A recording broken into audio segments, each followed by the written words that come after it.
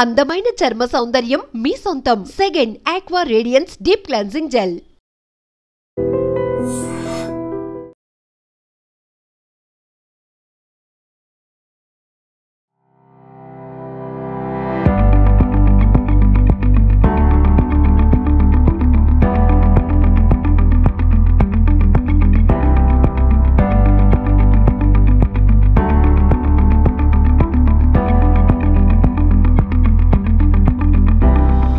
గత 10 రోజులుగా మరి కాళేశ్వరంలో చాలా బ్రహ్మాండంగా రాష్ట్ర ప్రభుత్వం ముఖ్యమంత్రి గారి ఆధ్వర్యంలో సరస్వతి పుష్కరాలను ఏర్పాటు చేసి స్థానిక ఎమ్మెల్యే రాష్ట్ర ఐటీ మినిస్టర్ గారు శ్రీధర్ బాబు గారు మరి లోకల్ మా ప్రజాప్రతినిధులు ఎంపీలు మార్కెట్ కమిటీ చైర్మన్లు అందరూ మంచిగా బ్రహ్మాండంగా ఏర్పాట్లు చేసి వచ్చిపోయేటువంటి భక్తులకు మంచి భక్తి పారవశ్యాన్ని కూడా కల్పిస్తూ చేయడం జరిగింది. నేను ముందే రావాల్సింది ఉండే అనుకోకుండా కొంత రాలేకపోయినా అయినా కూడా రేపటితో ఈ పుష్కరాలు ముగిస్తున్న సందర్భంగా ప్రతి ఒక్క భక్తులు వచ్చి ఈ మరి త్రివేణి సంగమంలో పుష్కర స్నానం ఆచరించాల్సిందిగా ప్రతి ఒక్కరికి విజ్ఞప్తి చేస్తాం. ముగించిన రీతిలో భారీ ఎత్తున భక్తులు వచ్చారు, ఏమనిపిస్తుంది?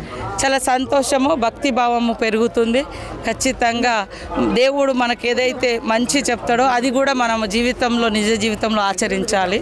కాబట్టి ప్రతి ఒక్కరు కూడా సమాజానికి మేలు చేసేటువంటి ఆజ్ఞను దేవుని ద్వారా మన శివుడు ఆజ్ఞ లేనిదే చీమైన గుట్టదు అంటారు కదా.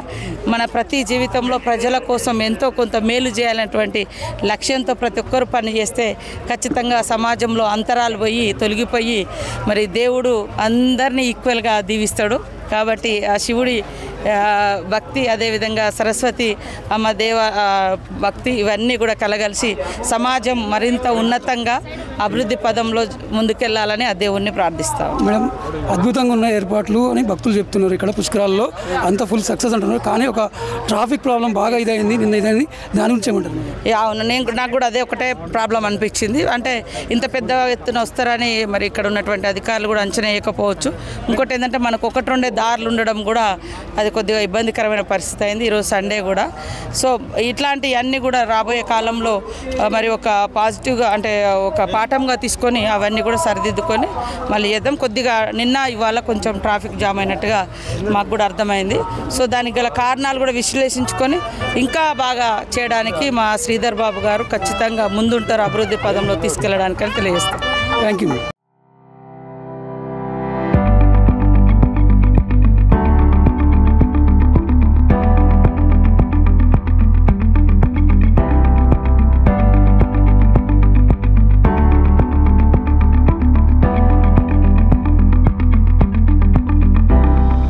మనతో పాటు పెద్దపల్లి ఎంపీ గారు ఉన్నారు, వారిని అడిగి తెలుసుకుందాం పుష్కరాల ప్రత్యేకత, పుష్కరాల సక్సెస్ గురించి.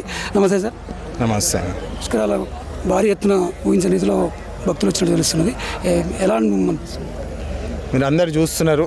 గత 10 రోజులు జరుగుతున్న పుష్కరాలు. కానీ మీరందరూ ఒకటి గమనించినారు, ఈ పుష్కరాల సమస్య ఏదైతే వచ్చిందో, ఏదైతే దళిత సంఘాలు అందరూ వచ్చి ఏదైతే పెద్ద ఎత్తున న్యాయం జరగాలి, మా హక్కుల కోసం ఏదైతే పోరాటం చేసినారో, నాకు చిన్నప్పటికెళ్ళి అంబేద్కర్ గారు రాసిన బుక్స్ కానివ్వండి, వారు రాసిన కాన్స్టిట్యూషన్ మీద వారు ఎందుకు రాసినారని చెప్పేది అర్థమైంది. కానీ ఈరోజు నాకు ఆ ఫీలింగ్ ఏందో, ఆ కుల వివక్ష అన్న ఫీలింగ్ ఎట్లుంటుందో నాకు పర్సనల్గా ఎక్స్పీరియన్స్ అవ్వడం జరిగింది. మీరందరూ చూస్తున్నారు. ఇక్కడ అధికారులు ఏదైతే ఉండేనో నాకు ఇన్వైట్ పాయింట్ ఆఫ్ వ్యూ కానివ్వండి, ప్రోటోకాల్ పాయింట్ ఆఫ్ వ్యూ కానివ్వండి, ఇట్లా చేయడం సరికాదు. ఇట్లాంటి ఇష్యూస్ మరి చాలామంది నాకు ఫోన్ చేసి చెప్పినారు, ఒక ఎంపీ స్థానంలో ఉన్న మీరు దళితుడుగా మీకు ఎంపీగా మీకు ఇట్లా అవమానం జరిగితే గ్రామ స్థాయిలో మా పరిస్థితి ఏందని చెప్పి చాలామంది నాకు ఫోన్ చేసి వాళ్ళ బాధ పంచుకోవడం జరిగింది. అందుకని ఈ విషయము చాలా సీరియస్గా తీసుకొని ఆర్టికల్ 14, ఆర్టికల్ 15B, ఆర్టికల్ 17 ఏదైతే రాజ్యాంగంలో అంబేద్కర్ గారు మా కోసము మన హక్కుల కోసము ఈక్వాలిటీ టు ఆల్, అందరికీ సమాన హక్కులు ఉండాలి, రిలీజియస్ ప్లేసెస్లో అందరికీ అవమానం ఉండాలి.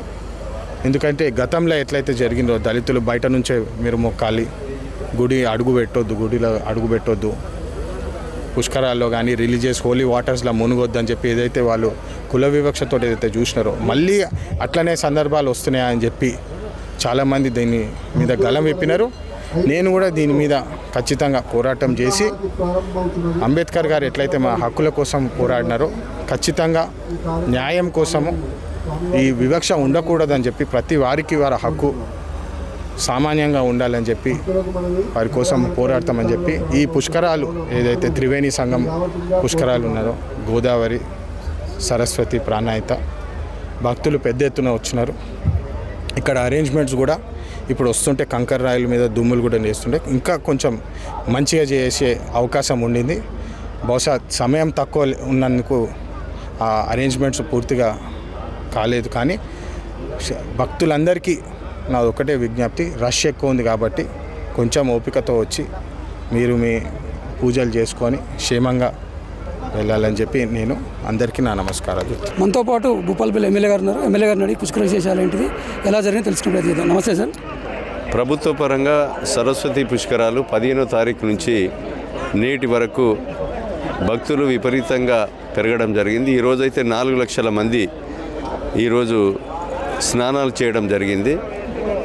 అనుకోని విధంగా ఎక్స్పెక్టేషన్ కూడా భక్తుల రద్దీ పెరిగింది.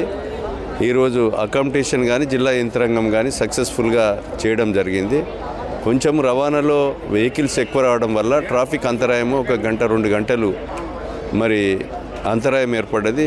దాన్ని రాబోయేటువంటి ఏదైతే గోదావరి పుష్కరాలకు కానీ మేడారం సమ్మక్క సారలకు కానీ అలాంటి లోటు లేకుండా చేయడం జరుగుతుంది. ఈ భక్తులందరూ మరి సక్సెస్ఫుల్గా సంతోషంగా స్నానాలు చేసుకోవడం వెళ్ళడం జరిగింది. జిల్లా యంత్రాంగానికి అదేవిధంగా పోలీసుకు రెవెన్యూ సిబ్బందికి మేము ప్రభుత్వ పరంగా మనస్ఫూర్తిగా ధన్యవాదాలు తెలియజేస్తున్నాం.